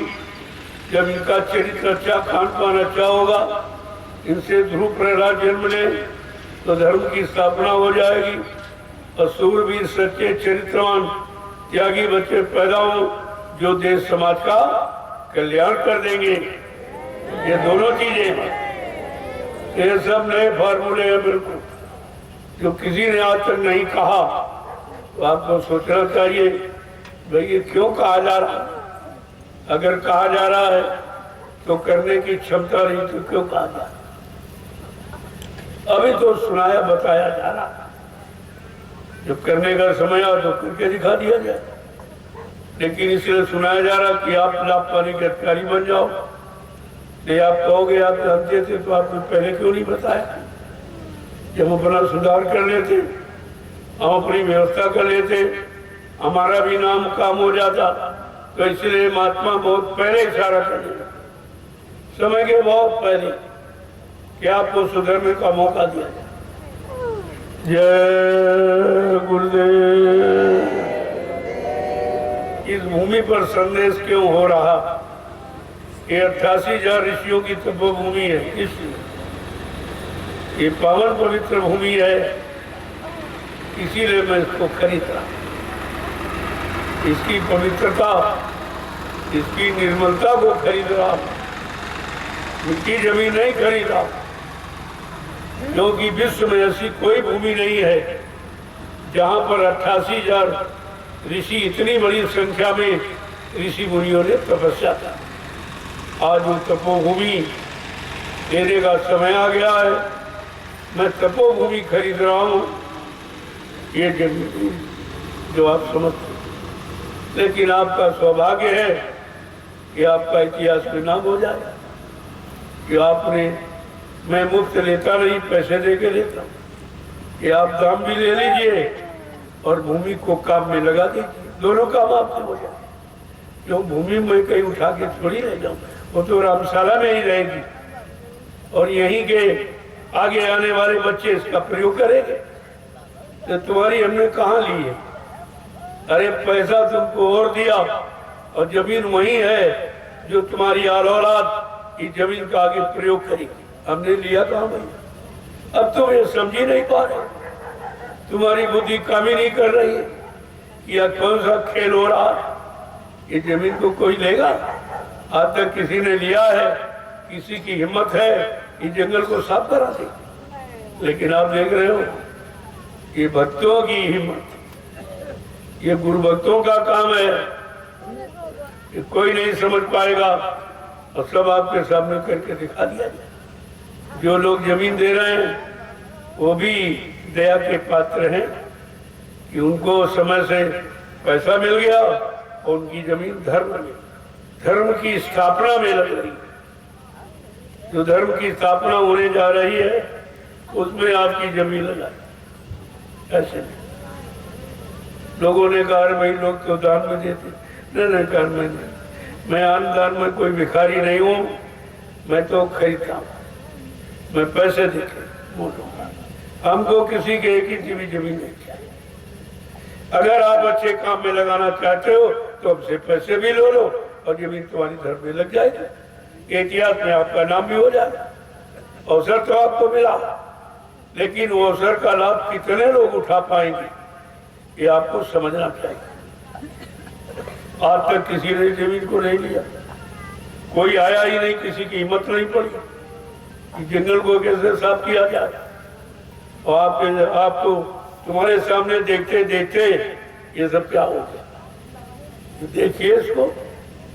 मेरा तो इरादा था कि रामशाला को आदर्श गांव बना दूं, लेकिन आपने कोई भाव नहीं देखा, कोई भक्ति, कोई अच्छे विचार नहीं देखे।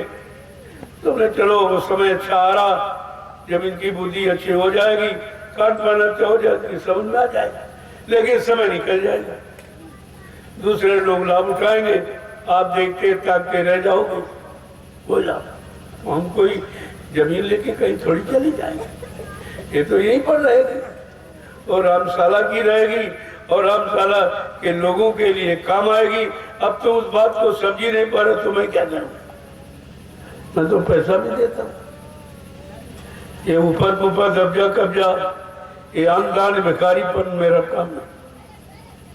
मैं मोल लेता हूं और कहता हूं कि आप मोल दे दो, फिर भी आपका दान मान लो। पैसा भी ले लो और मैं ये भी कह दूं कि आपने दान नहीं दिया, आपका दान भी स्वीकार करूंगा। ऐसा कोई नहीं कहेगा कि पैसा ले लो दान हो जाए, कोई मानेगा, लेकिन मैं मानता हूं। आप कर लीजिए, अच्छे काम में लगा दीजिए। ये सब तुम्हारे बाल बच्चे, आगे आने वाली पीढ़ियां वही जमीन का लाभ उठाएगी। मैं कोई उठा के थोड़ी ले जाऊंगा, लेकिन तुम्हारी समझ में नहीं आ रहा कुछ। जय गुरुदेव। अब आप लोग प्रसाद, आज का प्रसाद जरूरी। आज 18 तारीख है, सफर के लिए मुहूर्त अच्छा नहीं था, तो मैंने आपको मना कर दिया। उसका लाभ ये सत्संग में मिल गया तो प्रसाद में मिल गया। आपका तो लाभ ही लाभ है, रोकने में कोई हमारा लाभ थोड़ी आप आना। और जितना रोका जाएगा सब लाभेगा। आगे दिखाई दे रहा है कि भाई समय कितना खराब है, हो सकता तुम्हारा शरीर छूट जाए तो आपको रोक लिया जाएगा और वो घटना टल जाए।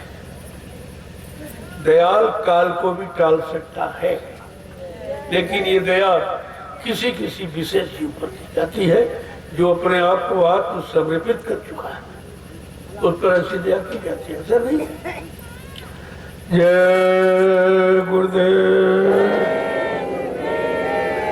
अब आप लोग प्रसाद, उनको तो बाद में बुलाऊंगा जो सेवा कर।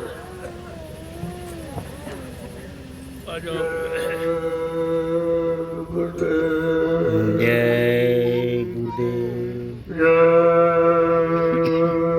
गुरुदेव। जय गुरुदेव। जय गुरुदेव। जय गुरुदेव।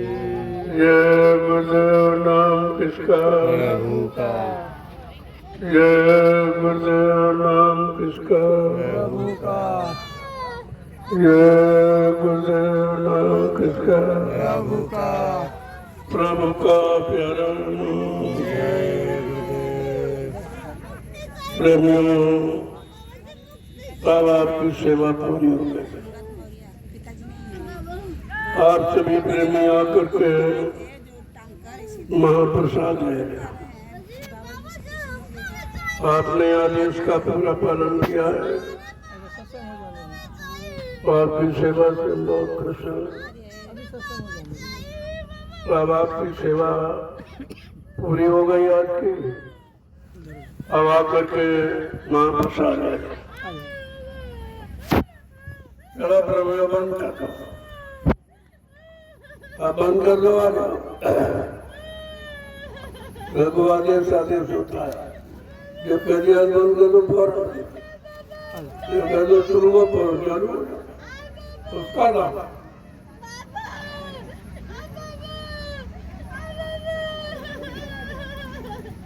सब लोग आ जाओ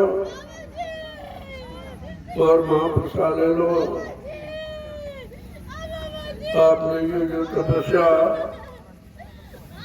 जो की है, श्रमदान सेवा, ये सराहनीय है। आज के युग में परिश्रम कोई करना ही नहीं चाहता। तो लोगों को दिखा दिया गया कि देखो परिश्रम कैसे करें। परिश्रम और मेहनत और ईमानदारी अगर ये आ जाए तो फिर किसी चीज की कमी नहीं। कमी तो आज इसी चीज की कि लोग परिश्रम और ईमानदारी से काम करना नहीं चाहते और कोई परेशानी का कारण नहीं है। और आज जो ये परमार्थी श्रमदान सेवा जो प्रेमियों ने की कर रहे हैं या आगे आने वाले समय में करते रहेंगे, ये है सराहनीय और इसका बहुत बड़ा लाभ है, क्योंकि ये कोई अपने स्वार्थ के लिए नहीं कर रहा। इनसे पूछो भाई ये क्यों मिट्टी डाल रहे हो, कहते आदेश हुआ। चलो इनको कोई मजदूरी भी नहीं है और वैसे बहुत बड़ी मजदूरी, बहुत बड़ा लाभ मिला, लेकिन वो प्रत्यक्ष रूप में है। आने वाली बीमारी टल जाए, कोई दुर्घटना रुक जाए, ये छोटा मोटा लाभ नहीं है। इसलिए आपको हमेशा ध्यान में रखना चाहिए कि आए हो तो कुछ न कुछ सेवा जरूर करो। भजन तो आप दूसरी बात नहीं है, क्योंकि कलयुग में भजन बड़ा मुश्किल है। तामस दे भजन नहीं होई, तामसी आहार तामसी विचार तामसी किया कर्म तो भजन कैसे करो। लेकिन जब श्रमदान करोगे तो इससे मन का अगर गुमान घमंड खत्म, तब ये मन सिमरन ध्यान भजन में लगे। वैसे लगने वाला नहीं है और इसे पकड़ के इसे लगाया भी नहीं जा सकता, तो उसके लिए कोई न कोई तरीका है। ये आप लोग लगा लेंगे, बहुत जरूरी है। ये मेहनत लेकर बड़े लोग चकाचौंध है, क्योंकि आप नहीं देख रहे कि आपको पूरा हिंदुस्तान देख रहा। ये रात्रि में श्रमदान से लोग दिन में नहीं करते थे, रात में करते थे। ये कैसे लोग का ये गुरु भक्त, गुरु भक्तों की महिमा इसे कोई जान ही नहीं सका।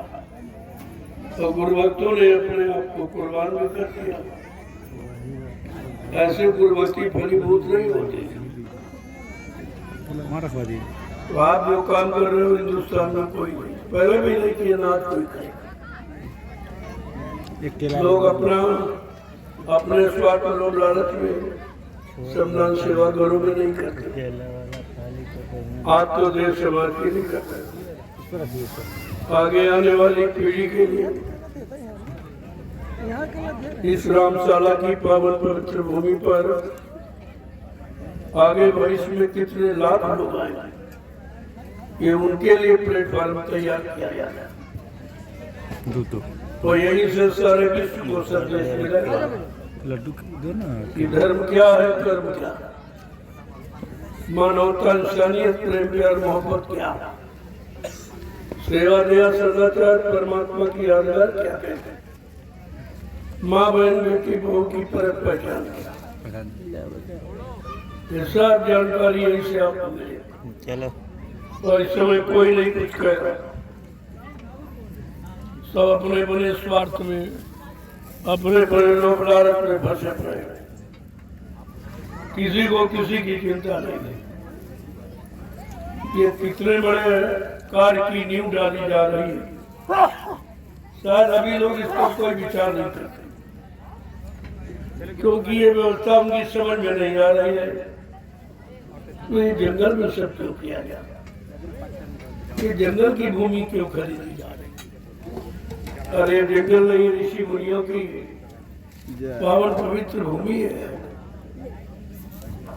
उन्हीं के नाम पर ये रामशाला नाम रखा गया था। सभी लोगों को नहीं मालूम है। आपको इस नाम की महिमा रखनी चाहिए। अगर नाम को बदनाम किया तो सजा मिलेगी। ये राम शब्द कितना महत्वपूर्ण है। और आप उस रामशाला की पावन भूमि पर रहकर अनैतिक कार्य, अखाद्य पदार्थ ये सब करोगे तो इसकी तो बहुत बड़ी सजा है। इसलिए बड़ी सचेत सतर्कता के साथ ये भूमि को देखिए, जो भूमि को आप कुछ नहीं कर पाए और किसी की हिम्मत नहीं पड़ी सरकार की कि जंगल को काम में लेते, भूमि पर दो दाने पैदा होते थे उसके काम आते, किसी की हिम्मत नहीं पड़ी और आज आपके सामने वही भूमि क्या बनाई जा रही। आगे आने वाला कैसा समय होगा, वो कैसे लोग होंगे जो इस भूमि पर आकर सबके हित कल्याण का काम करेंगे।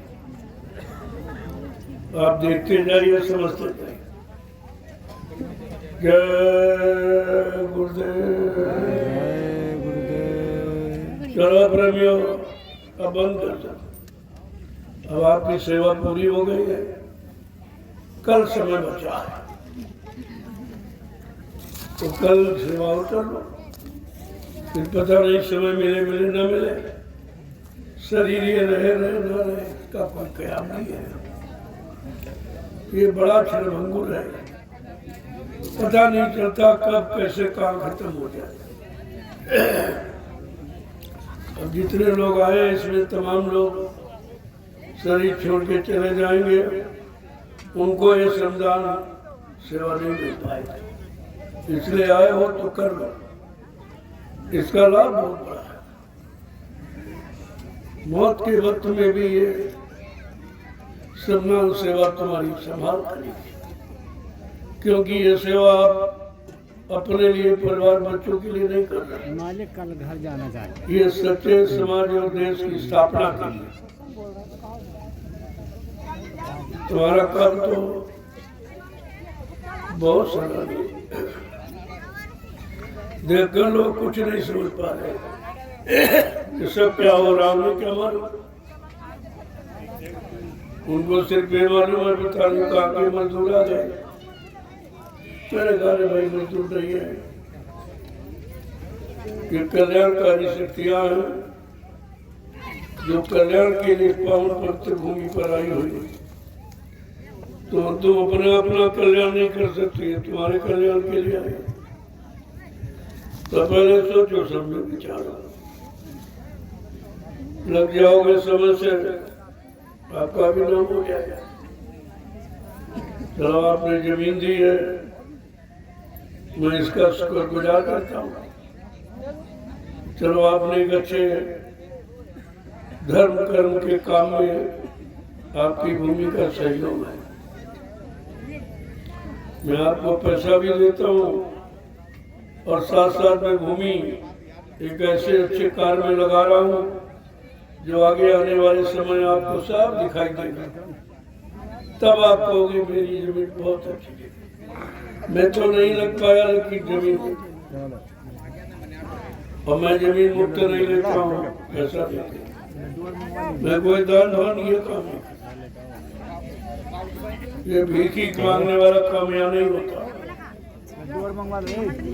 आपको कीमत और साथ साथ में आपका सहयोग मान रहा हूँ कि आप कम से कम अच्छे धर्म के काम में अपना सहयोग तो कर रहे हो। ये बहुत, तो ये जो पैसा मिलेगा ये बहुत पाक साफ है, शराबी कबाबियों का पैसा नहीं है। ये बहुत गरीब भक्तों का जो 1-1, 2-2 रुपए हमारे हाथ में देते कि मेरा अच्छी जगह लगा देना, तो मैं ये जमीन में लगा रहा हूँ। ये कमाई भी अच्छी है, ये कोई शराबी कमाई नहीं है। जहाँ तुम लगा दोगे अच्छे काम में, आप बरकत है ये दूना चौगुना लाभ आपको मिल जाएगा, लेकिन अच्छे को अब अति गंदे खान पान कट कर डालोगे तो उसका नुकसान उठाओगे। आगे मिल रहा है चलिए। जय गुरुदेव। जय गुरुदेव। चलो आप लोग महाप्रसाद, कल सत्संग का आखिरी दिन, तो थोड़ा सा जो मेहनत परिश्रम श्रद्धान बाकी रह गया उसे भी कर लो। फिर आगे जीवन रक्षक गुरु पूजा पावन में इसी भूमि पर लाखों लोग इस भूमि पर बैठ के सिमरन ध्यान भजन करेंगे, सत्संग सुनेंगे, सेवा करेंगे, वो लाभ तुम्हें मिलेगा।